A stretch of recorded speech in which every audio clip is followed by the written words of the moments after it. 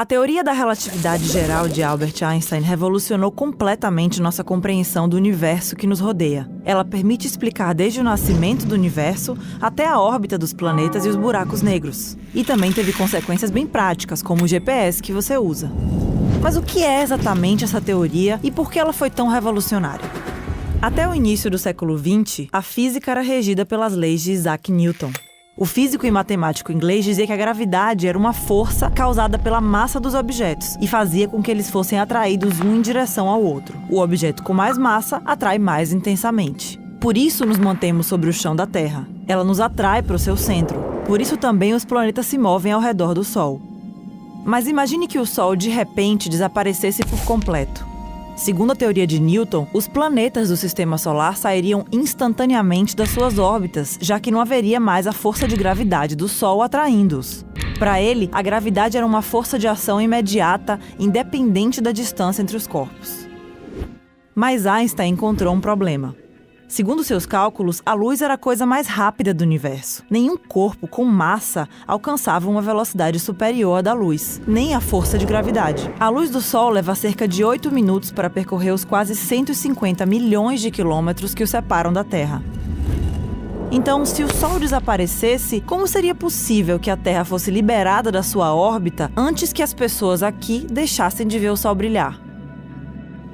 Problemas desse tipo mostraram a Einstein que a gravidade poderia ter uma explicação diferente da que pensou Newton. Nos 10 anos que ele passou pensando nisso, entre 1905 e 1915, o físico alemão criou a teoria da relatividade geral. Ele imaginou as 3 dimensões do espaço e a dimensão do tempo juntas, formando uma espécie de tecido que nos rodeia e que é deformado pela presença dos corpos. E ele chamou isso de espaço-tempo. Quando a gente aplica esse pensamento aos planetas e estrelas, é como se o Sol fosse uma bola pesada colocada no meio de uma cama elástica. A bola faz com que o tecido se curve, certo?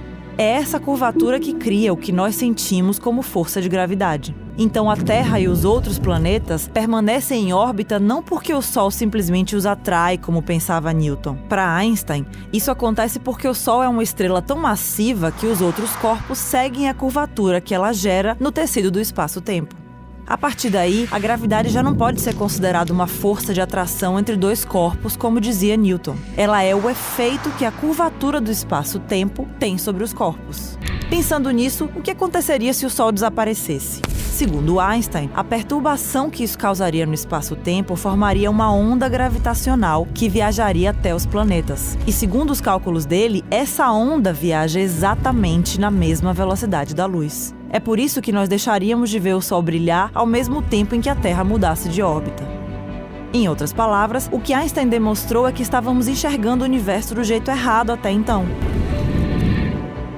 A teoria o transformou em uma celebridade mundial.